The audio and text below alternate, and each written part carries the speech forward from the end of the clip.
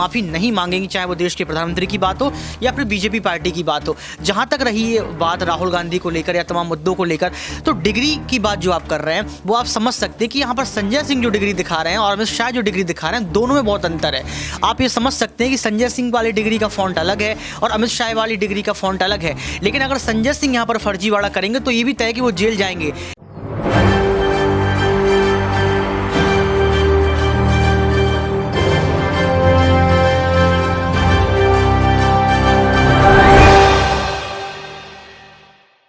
फर्जी डिग्री के मामले में बुरे फंसे देश के प्रधानमंत्री नरेंद्र मोदी पर इन दिनों सवाल जवाब खूब हो रहा है। जी हाँ, भले ही चुनाव में अभी कुछ वक्त ज़रूर बचा है, लेकिन अब सवाल प्रधानमंत्री नरेंद्र मोदी से जो विपक्ष कर रहा है, क्या इनके सवाल का जवाब पीएम मोदी दे पाएंगे?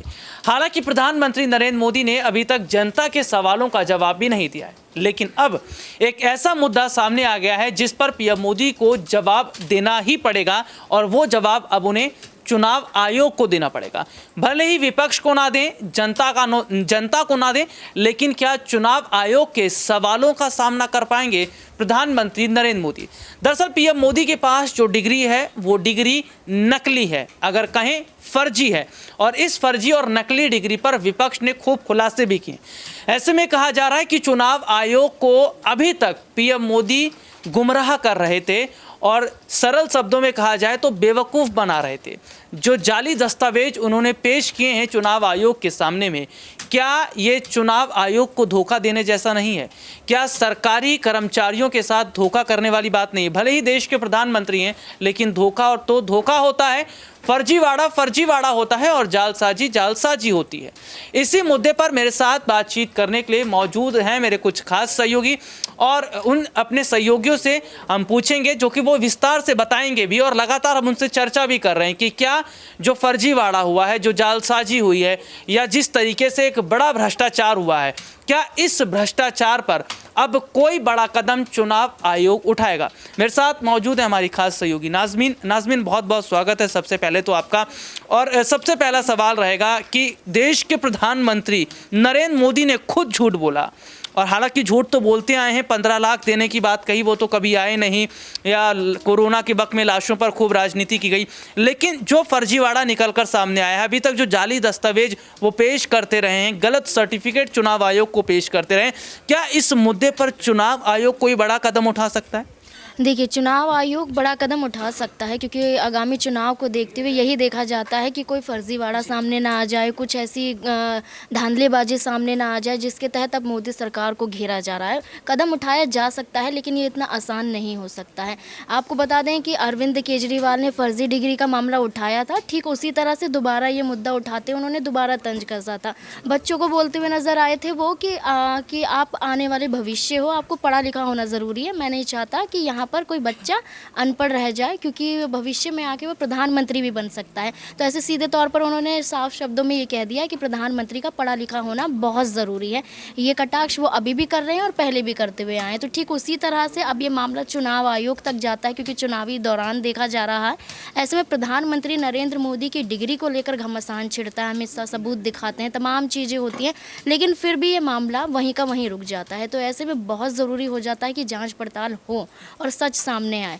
अगर सच सामने आता है तो चुनाव आयोग को मजबूरन कदम उठाना तो पड़ ही सकता है। नाज़मीन, एक सवाल मेरा रहेगा कि कुछ वक्त पहले, आज से कुछ साल पहले, प्रधानमंत्री नरेंद्र मोदी ने अचानक प्रेस कॉन्फ्रेंस करके ऐलान कर दिया था कि अगले दिन से 500 के 1000 जो नोट हैं वो बंद हो जाएंगे। क्या उम्मीद है कि इस तरीके से कभी भी वो अचानक प्रेस कॉन्फ्रेंस करके देश की जनता से, जो सरकारी एजेंसियां हैं, चुनाव आयोग, उनसे माफ़ी मांगेंगे कि हाँ, कि उन्होंने गलत किया और गुमराह करने का काम किया है? ऐसी उम्मीद कर सकते हैं? देखिए, माफ़ी मांगने की बात है तो मुझे जहाँ तक लगता है तो माफ़ी मांगने वाली बात आएगी नहीं, माफ़ी नहीं मांगी जाएगी। और जैसे आपने कहा कि तुरंत आनन फानन में उन्होंने कई फैसले लिए हैं। आपने जब लॉकडाउन लगाया था कोरोना के टाइम पे, वो भी आनन फानन में था। नोटबंदी, जीएसटी, तमाम ऐसी चीज़ें सामने आई थी जो जल्दबाजी में लिए गए फैसले थे, और इसका खामियाजा उन्हें नहीं बल्कि जनता को भुगतना पड़ा था। कितनी जानें गई थी, कितनों के पैसे बर्बाद हुए थे, डूब गए थे, तमाम चीज़ें ऐसी हुई थी जिसमें नुकसान जनता को हुआ था, लेकिन कदम प्रधानमंत्री नरेंद्र मोदी द्वारा उठाया गया था, लेकिन माफ़ी मांगी गई नहीं। माफ़ी जब तब नहीं मांगी गई तो अब क्या माफ़ी मांगी जाएगी? तो ऐसे में फंस रहे हैं, क्योंकि काफ़ी मुद्दे उनके ऊपर लगते हुए नज़र आ रहे हैं। लेकिन माफ़ी मांगने की बात जो आपने कही है, मुझे लगता है कि माफ़ी तो नहीं मांगेंगे। जी, बहुत बहुत शुक्रिया आपका। देखिए, माफ़ी एक ऐसा शब्द है जो बीजेपी की डिक्शनरी में है ही नहीं, क्योंकि ये सर्फ एक्सल वाली पार्टी है। ये लोग भ्रष्टाचार करते हैं, ये लोग झूठ बोलते हैं, जाली दस्तावेज दिखाते हैं और सर्फ एक्सल और निरमा जैसे सरफ से नहा लेते हैं, फिर दूध से धुल जाते हैं। क्योंकि विपक्षी पार्टियां तो कहती हैं कि भाई इनके यहाँ तो भ्रष्टाचार होता ही नहीं, ये तो करते नहीं है, क्योंकि ये तो वो सरफ से नहाने वाली पार्टी है। क्योंकि निर्मला सीतारमण ने जब संसद में ये कहा था कि भ्रष्टाचार की बात विपक्ष कर रहा है, इन्हें तो डिटॉल से मुंह धोकर आना चाहिए, तो विपक्ष ने कहा था कि डिटॉल और सरफ का इस्तेमाल केवल विपक्ष करते हैं, सत्ता पक्ष के लिए नहीं है। तो ये जाहिर तौर पर देखा जा रहा है कि माफ़ी जैसा शब्द क्या वाकई बीजेपी के डिक्शनरी में है नहीं। नाम गिनवा देते हैं, नामों की कोई कमी नहीं है। बृजभूषण शरण सिंह, महिला पहलवानों के साथ यौन उत्पीड़न का पूरा मामला आया, नाम गिनवा देते हैं। शिवराज सिंह चौहान का, कई बड़े घोटाले उनकी सरकार में होते हैं। हाल ही में आंगनबाड़ी का घोटाला हुआ, नाम गिनवा देते हैं। अमित शाह का, अमित शाह के बेटे जय शाह, जिनको क्रिकेट का ABCD नहीं आता, लेकिन BCCI में बड़ी जिम्मेदारी है। नाम बहुत सारे ऐसे हैं जिनका अगर गिनवाया जाए तो शॉर्ट नाम बहुत ज़्यादा वक्त भी जाएगा। और देखिए, सबसे बड़ी बात है, लिस्ट बहुत ज़्यादा है। लेकिन मेरे साथ मेरे खास सहयोगी ऋतिक जुड़े हुए। ऋतिक, बहुत बहुत स्वागत है सबसे पहले तो आपका। माफ़ी जैसा शब्द क्या बीजेपी की डिक्शनरी में है नहीं, या ये लोग माफ़ी जैसे शब्द का इस्तेमाल करना नहीं जानते, क्योंकि ये लोग निरमा और जो सर्फ एक्सल जैसे पाउडर से नहाते हैं? जी देखिए, माफ़ी को लेकर जहाँ तक बात है तो देखा जाए तो बीजेपी पार्टी माफ़ी नहीं मांगती है। लगातार आप देख सकते हैं कि राहुल गांधी जब से ब्रिटेन से लौटे हैं तब से लगातार उनसे कहा जा रहा है कि आपने देश का अपमान किया, आपने देश के प्रधानमंत्री का अपमान किया, आपको माफ़ी मांगनी चाहिए। लेकिन जिस तरीके से देश के प्रधानमंत्री के पुराने वीडियो लीक किए गए, बताया गया कि आपने किस तरीके से महिलाओं का अपमान किया, आपने भी देश के अपमान के लिए बहुत सारी बातें बोली हैं, तो यहाँ पर इस बात को जो है बीजेपी पार्टी स्वीकार नहीं करती है कि उन्होंने कोई बड़ी गलती की है। तो जो आप बता रहे थे वो हकीकत है कि यहाँ पर माफ़ी नहीं मांगेंगी, चाहे वो देश के प्रधानमंत्री की बात हो या फिर बीजेपी पार्टी की बात हो। जहाँ तक रही ये बात राहुल गांधी को लेकर या तमाम मुद्दों को लेकर, तो डिग्री की बात जो आप कर रहे हैं वो आप समझ सकते हैं कि यहाँ पर संजय सिंह जो डिग्री दिखा रहे हैं और अमित शाह जो डिग्री दिखा रहे हैं, दोनों में बहुत अंतर है। आप ये समझ सकते हैं कि संजय सिंह वाली डिग्री का फॉन्ट अलग है और अमित शाह वाली डिग्री का फॉन्ट अलग है। लेकिन अगर संजय सिंह यहाँ पर फर्जीवाड़ा करेंगे तो ये भी तय है कि वो जेल जाएंगे।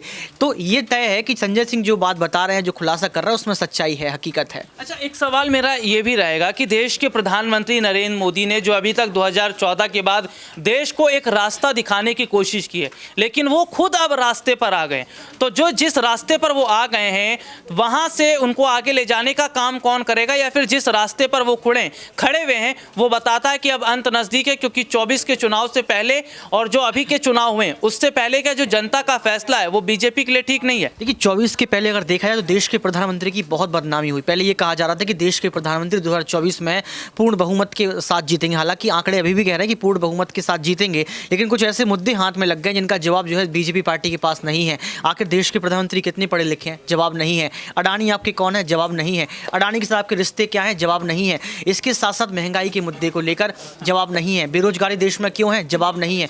तो तमाम जो जमीनी स्तर के मुद्दे उनका भी जवाब नहीं है, और जो जनता के साथ साथ विपक्ष सवाल पूछ रहा है उसका भी जवाब देश के प्रधानमंत्री के पास नहीं है। तो कठिनाई तो है, लेकिन देखना ये होगा इस कठिनाई का सामना आने वाले वक्त में पीएम कैसे करते हैं। ऋतिक, एक छोटा सा सवाल जिसका छोटा सा जवाब दीजिएगा। इतने आत्मविश्वास के साथ आप कह रहे हैं कि भाई 2024 में मोदी जी का आना तो तय है, क्या ईवीएम को देखकर बोल रहे हैं या जनता को ध्यान में रखकर बोल रहे हैं? देखिए, ईवीएम में जो राजीव कुमार जो चुनाव आयुक्त थे वो पहले से कह चुके हैं कि जहां जहां विपक्ष जीत जाता है वहां ईवीएम पर सवाल खड़े नहीं होते हैं।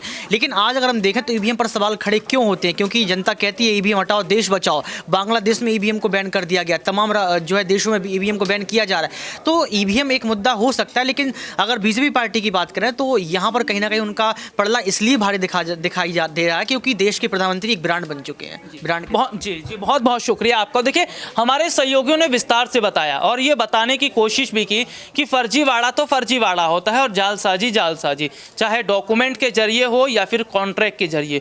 तो अब ऐसे में देखा जा रहा है क्या देश के प्रधानमंत्री नरेंद्र मोदी खुद ब खुद ये बताएंगे कि हाँ उन्होंने फर्जीवाड़ा किया है, या फिर ये मुद्दा आता है और जिस तरीके से आया है उसी तरीके से जो है वो चला जाएगा। आज के लिए इतना ही, आपसे फिर दोबारा मुलाकात होगी, तब तक के लिए इजाज़त दीजिए, नमस्कार।